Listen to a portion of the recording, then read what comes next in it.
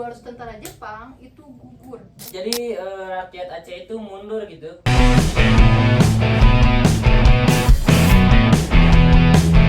Halo semuanya, selamat datang di podcast Kita punya cerita.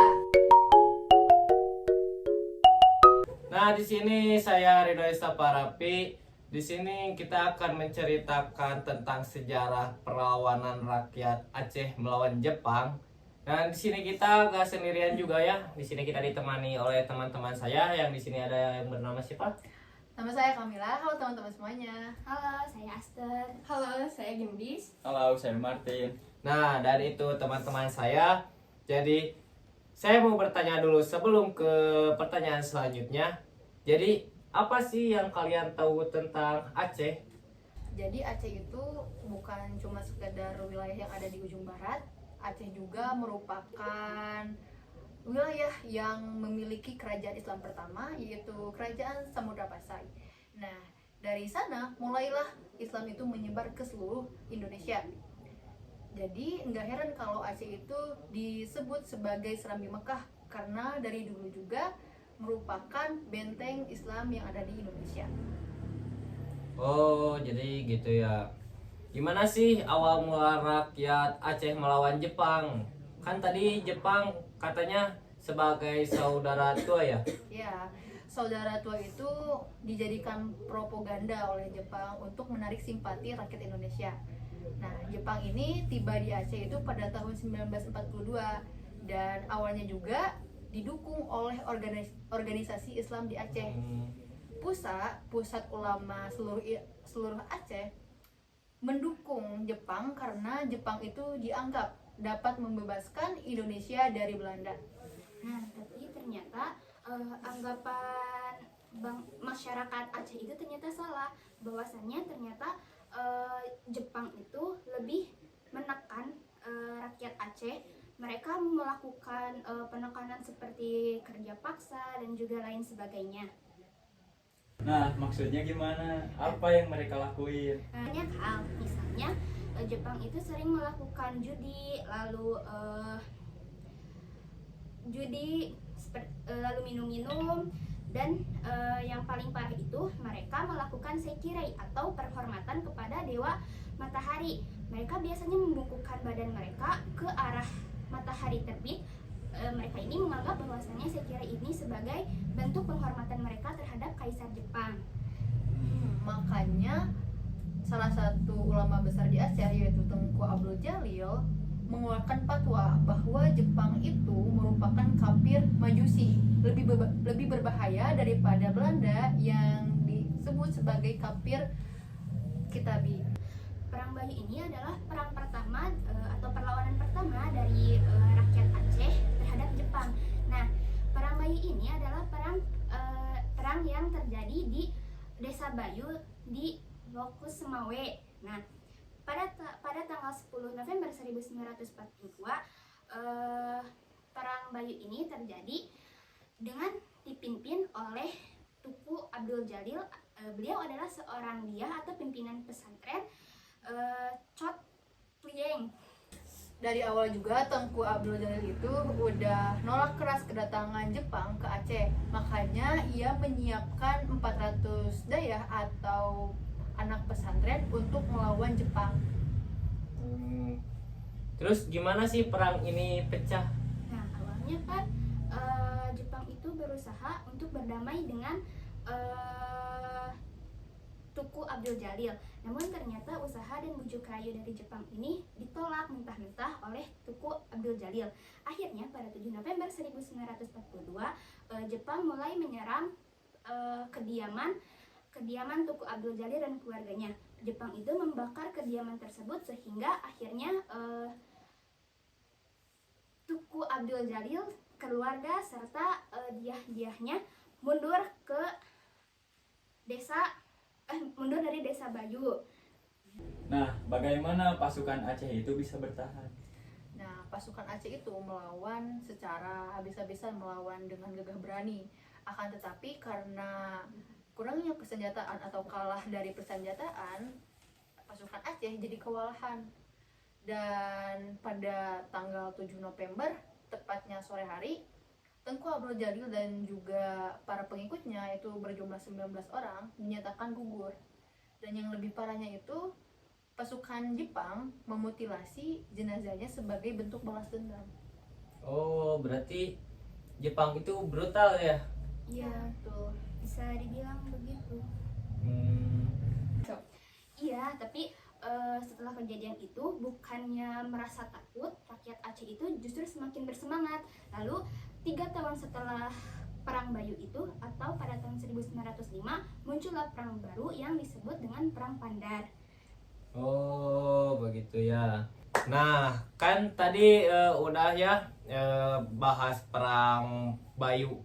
Nah, sekarang gimana sih dengan perang Padrah gitu? Ini kan kelanjutannya. Ya, perang Padra itu bisa dibilang sebagai kelanjutannya. Ya. Nah, setelah Jepang berhasil mengalahkan Aceh di Perang Bayu, Jepang itu semakin sewenang-wenang terhadap rakyat Aceh, seperti merampas hartanya, kemudian juga mempekerjakan secara paksa atau kerja remusa, dan juga banyak sekali rakyat Aceh yang ditangkap tanpa alasan yang jelas.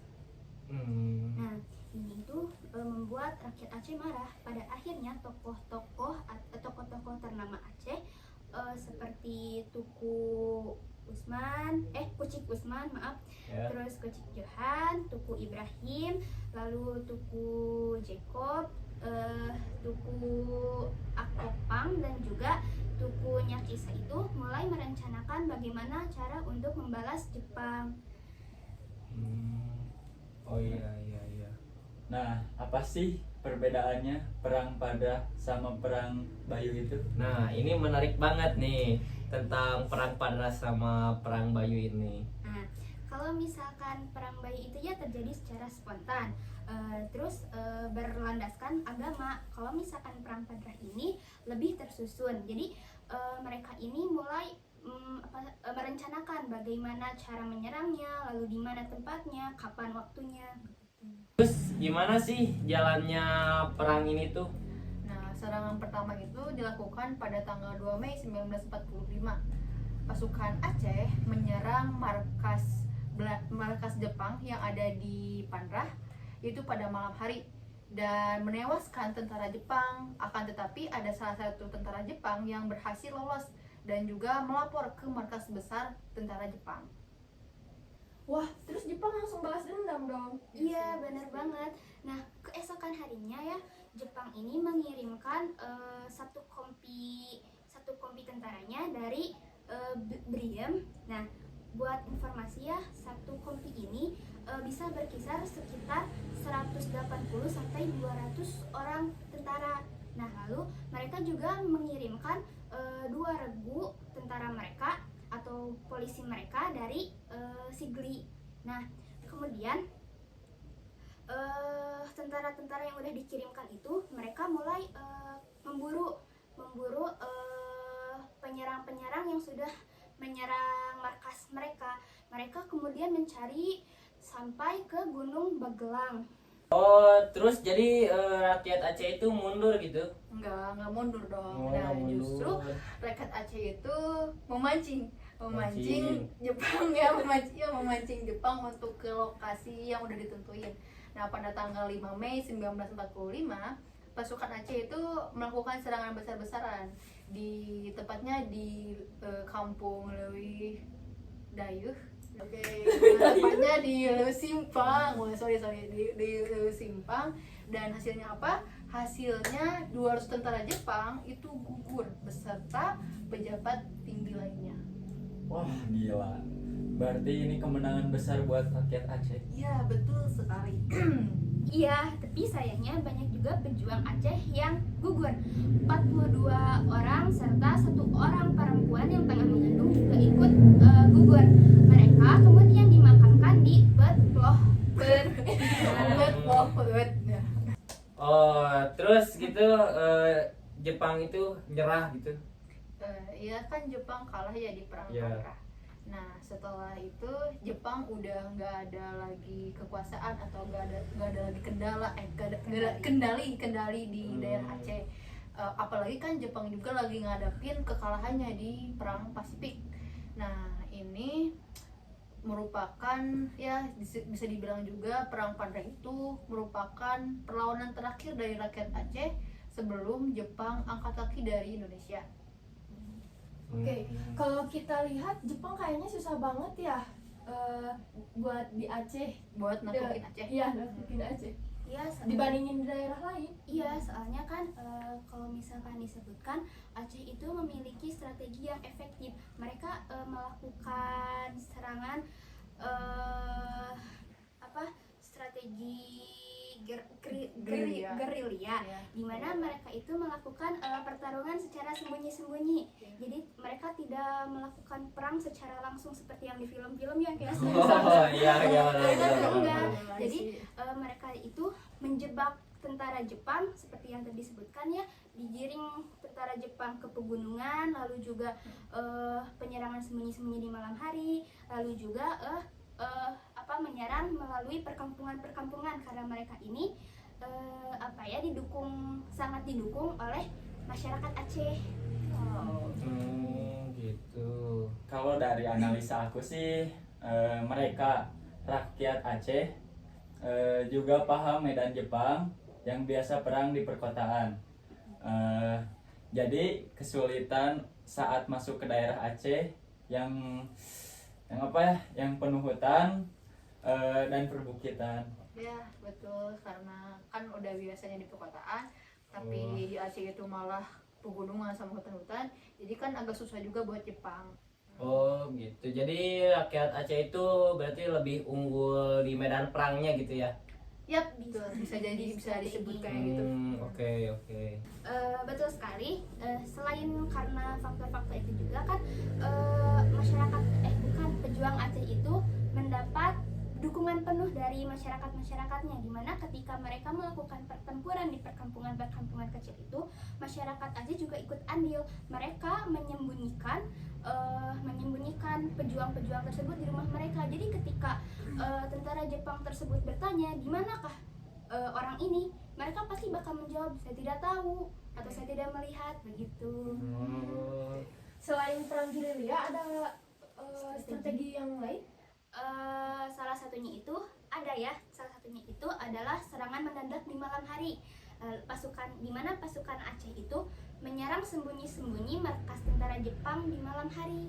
Ya, contohnya yang tadi aku sebutin, yang aku ceritain kalau pada tanggal 22 Mei itu, nah pasukan Aceh itu menyerang markas Jepang pada malam hari. Nah, kan nggak siap ya pasukan Jepang itu, kaget lah, dia itu nggak siap buat nyiapin strategi ngebales balik. Balas dendam. Ya, Nggak ada Karena- persiapan sama sekali, iya, soalnya karena kan mendadak. kaget. Oh, iya. Jadi mereka pakai taktik hit and Run. run. Ya betul sekali. Pakai Oh teknik hit berarti and run. tembak lari.